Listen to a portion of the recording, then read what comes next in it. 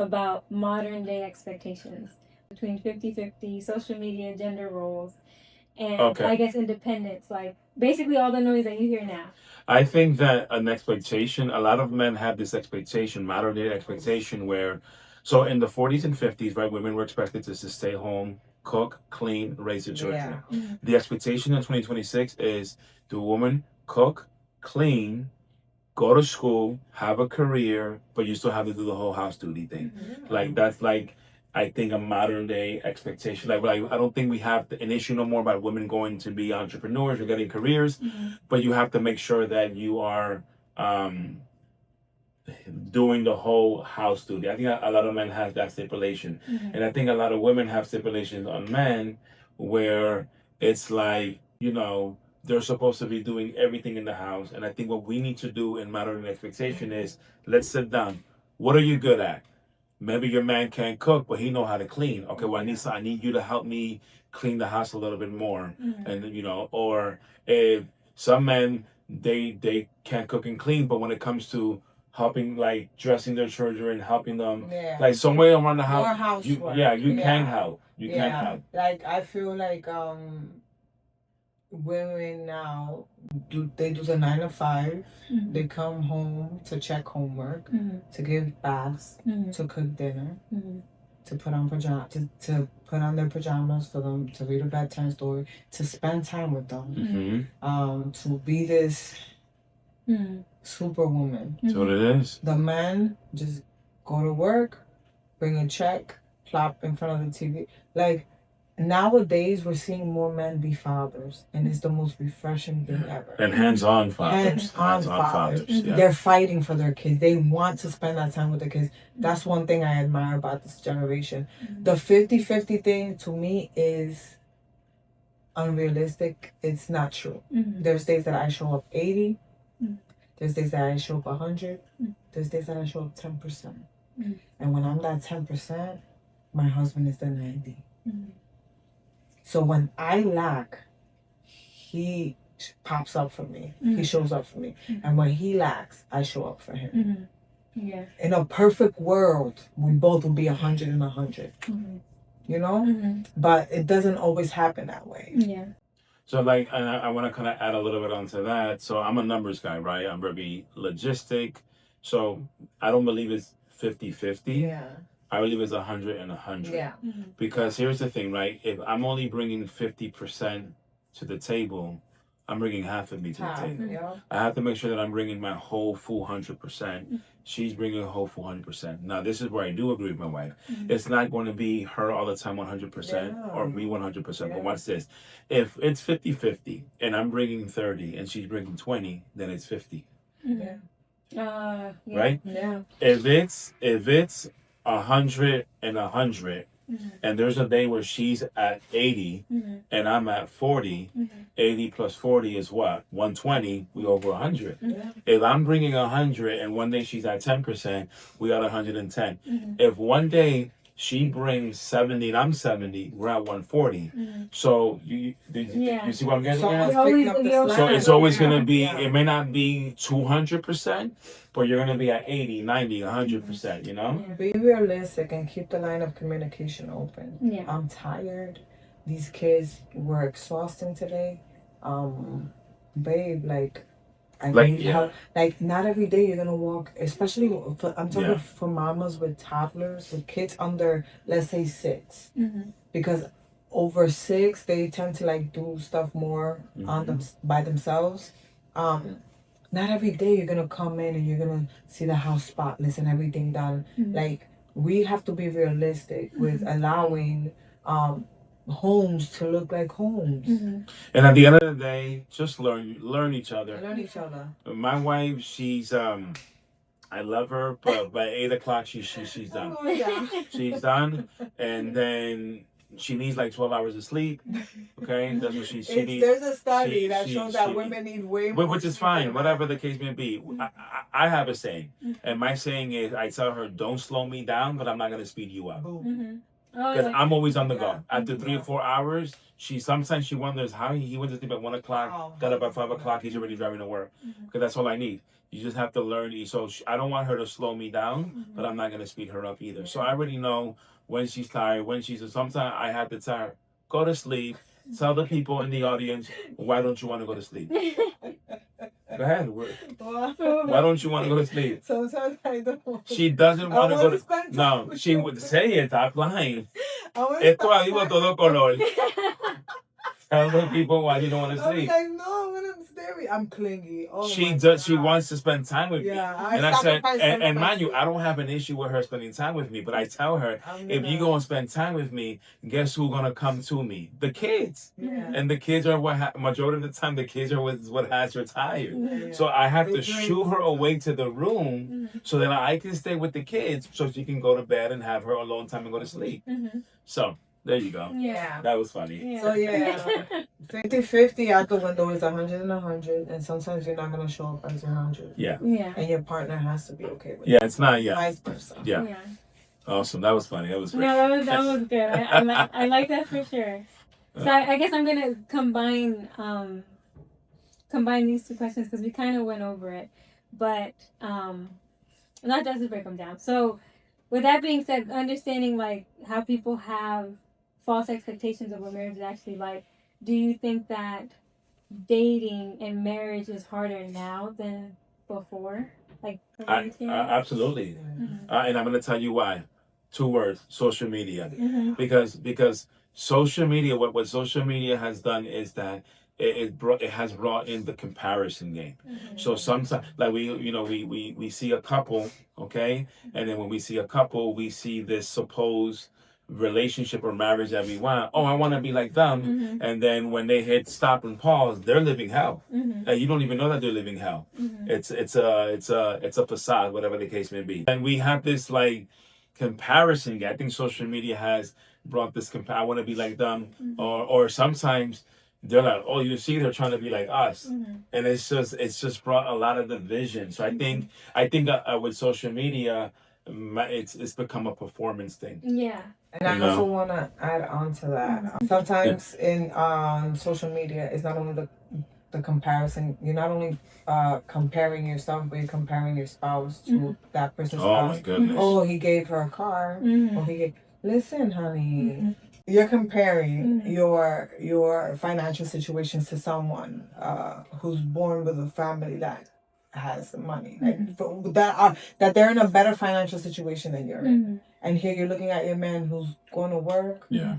Honest work. You know, you don't know what that person's doing online. And you're comparing them like, oh my God, he got her a car. They're going on trips. They got the latest Louis Vuitton. They have this. And I don't have that. Like, you got to go do more. You don't know what that person's living. Yeah. It's a screen. It's a facade. Yeah. Everything is just an exposure thing, you know? Yeah. And I think another thing is a lot of people have their like, well, one of the things, because I deal with this a lot with men whose manhood has taken a hit because sometimes people, whether it's white and vice versa, there's women.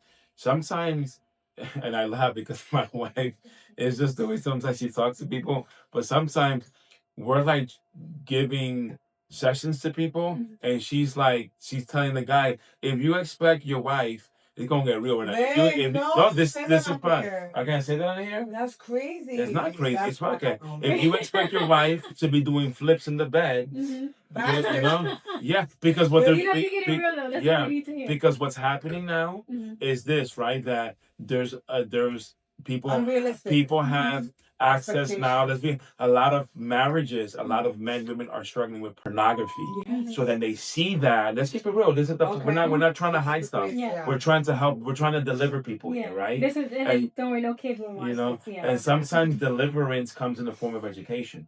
You have to educate, That's beautiful. right? So they look at this and they go, oh, well, this is what my spouse is supposed to be doing, and that has hurt a lot of marriages. So it's not about pornography. It's not about social media. It's about internet. And we're so accessible to just things nowadays that we take those expectations and we bring it into this marriage and go, well, this is what you're supposed to be doing. Yeah. Even with jobs, you see women trying to go into certain fields that just because she's doing it, I'm gonna do it and I'm gonna excel. And then when they try it, they fail. It takes a hit on them. Because it's not for them. Yeah, so there's just these unrealistic expectations. Let me tell you something, okay? If you want to know, and I tell this to my wife all the time, if you want to know any answers in life, it's in the Bible. All of our answers are in scriptures. You're dealing with mental health, it's in scripture. You're dealing with finances, it's in scriptures. Marriage is in parenting, in scriptures. The Bible says that my people perish because they lack of knowledge.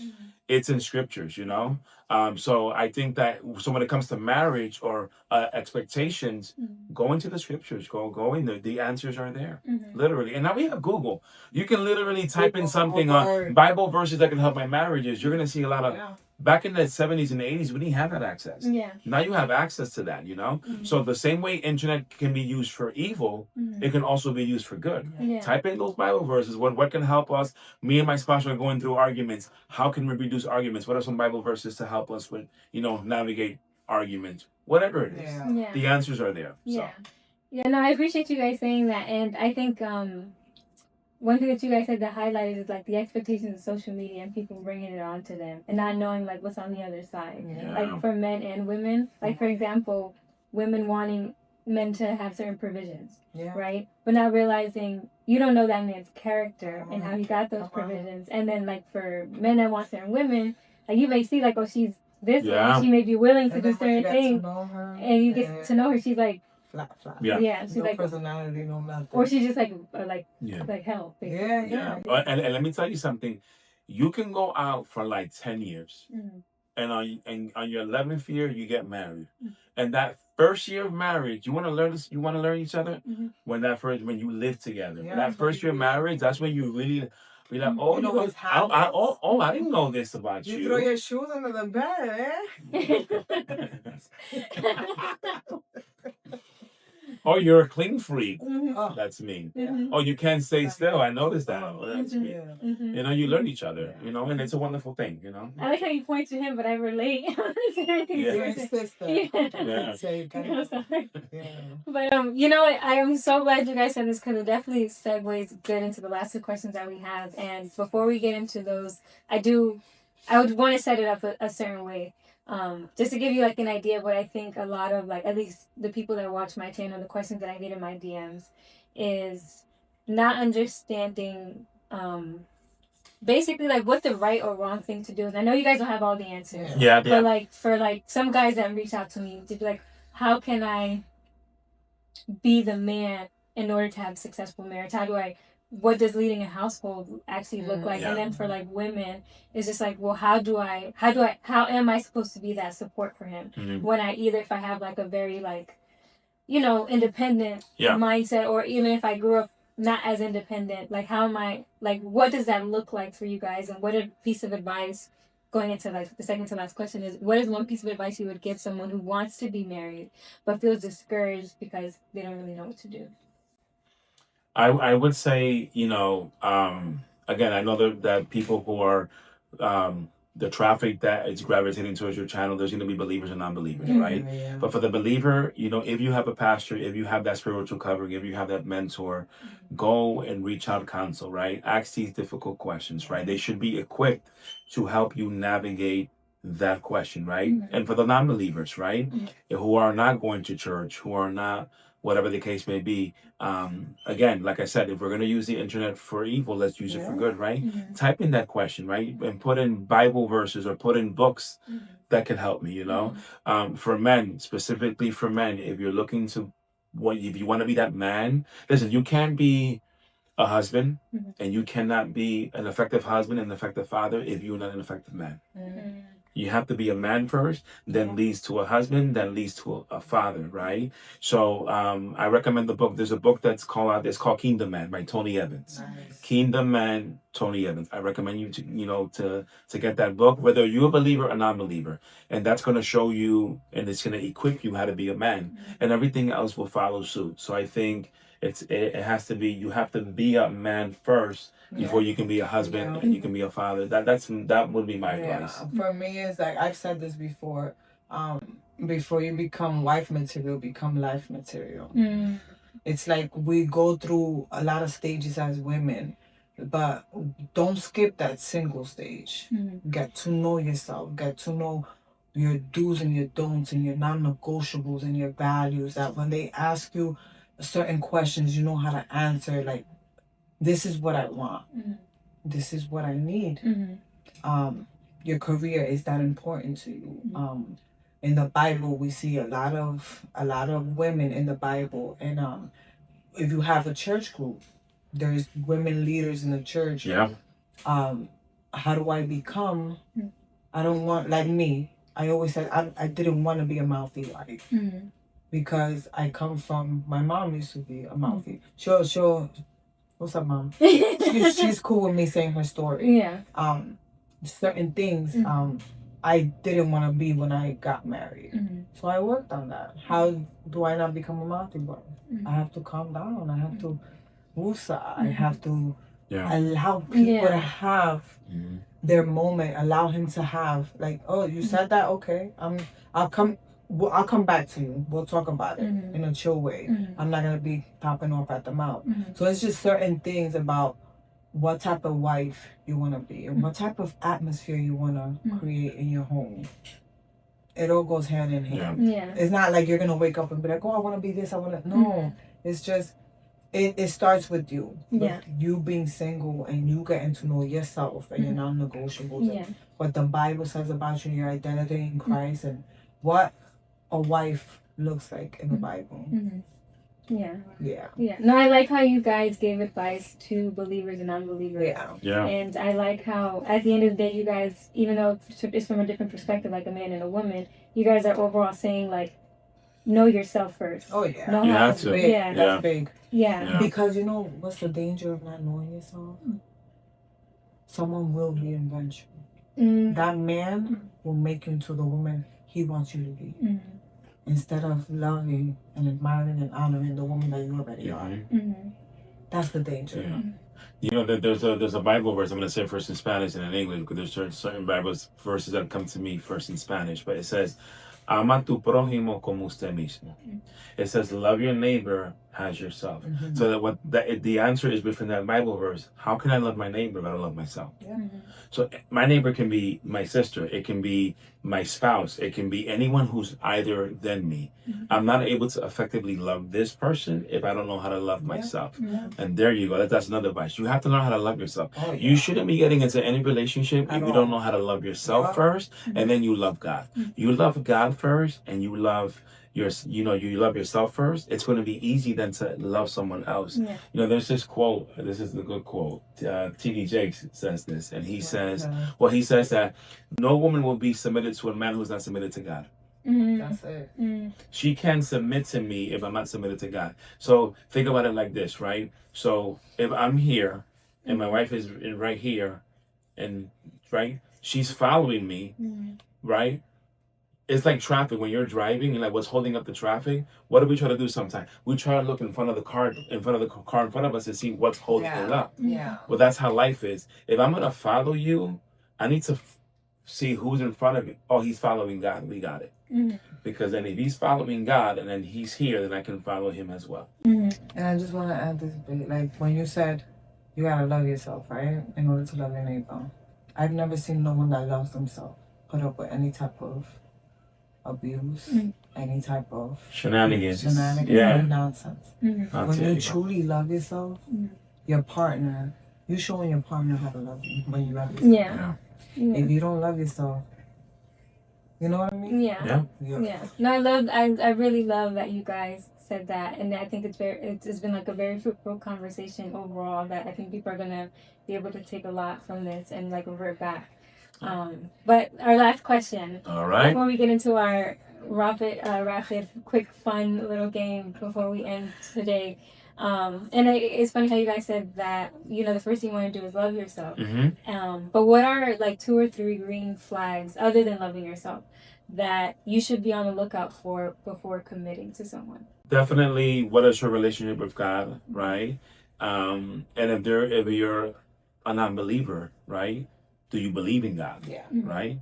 Another thing is for me. Well, I believe it's for you to know what their relationship with their parents is and their upbringing. Yeah. Because we carry. You could be, he could be 20. He could be 23, but in reality, he could be 8. Yeah, it's one of the things I try to teach my boys, right? The way you treat your mom, a girl will pay attention to that. Because obviously how you treat your mom is how you're gonna eventually treat, your future wife. For me, obviously your relationship with God, and if you have no relationship with God, do you believe in God? Yeah. How does she manage finances? That's a big thing. Why you laughing? Yeah. How do you manage finances? Guy. No, and again, if you're not, but guess what? If you don't, hey, chill. Yeah, bro, she's hot. How do you know she's single? People be coming in my inbox. No, she's hot, bro, and she does finances. Right. So again, and if you don't know how to, okay. I want to keep it in because it's so authentic. Like, we'll see. Okay. So then, listen. And if you don't know how to run finances, be honest. Hey, why is that so important to you? That's a green flag. It's like positives. We always talk about red flag, but what are the green flags?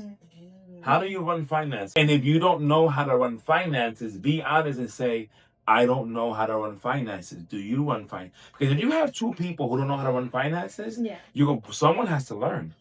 Right? So I'm not saying so then learn together. Learn how to budget. That's a big because again, listen. You're gonna build a life. Okay? When you're gonna build a life, you're gonna get married, have kids, right? And guess what? Bills ain't gonna get paid with I love you. They're not gonna get paid with I love you. It's not gonna make the bills go away. Good. Glory to God you love me. I love it.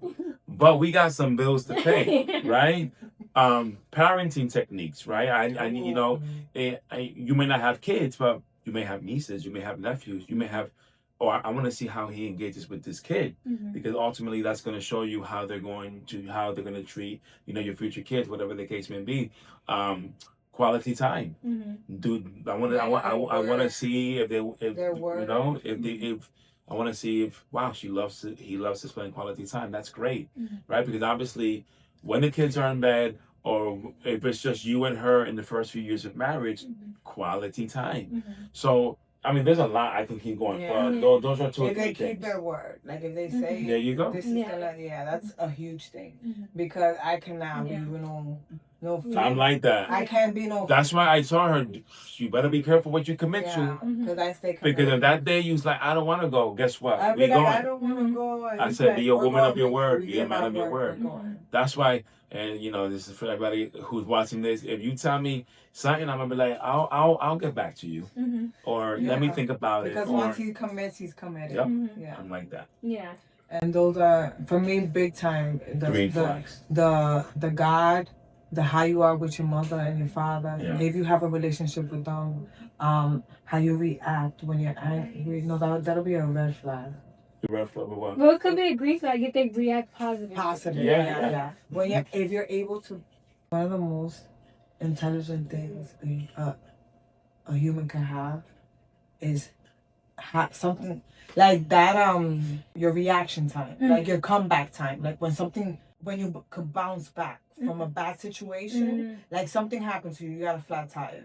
You don't stay in that moment for too long. You're able to I'm just gonna get. Yeah, it won't dampen. If you get a flat tire at 8 o'clock in the morning going to work, and you coming home at 9 o'clock at night, it still bothers you.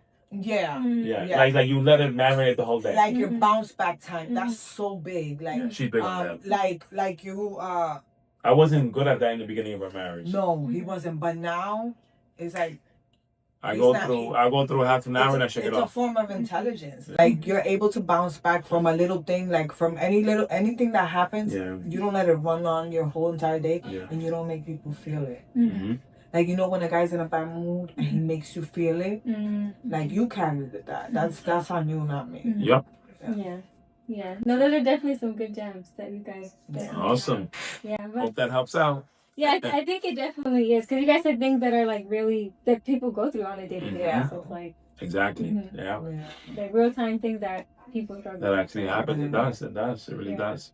So definitely, I think this was a very fruitful conversation. I think there's a lot of good things that came out from this.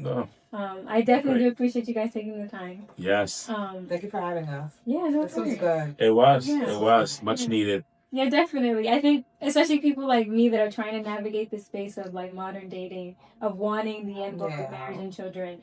I think it's important for us to understand like we're not gonna get the answers from one another because we're trying to figure it out. Talking to people that have been through that stage in life that have success, what I would consider successful marriage. Getting advice from them, like not being afraid to sit down and ask the questions. Talk about it. And create the space to for the topics to be spoken of. That's big. You're doing it. Yeah.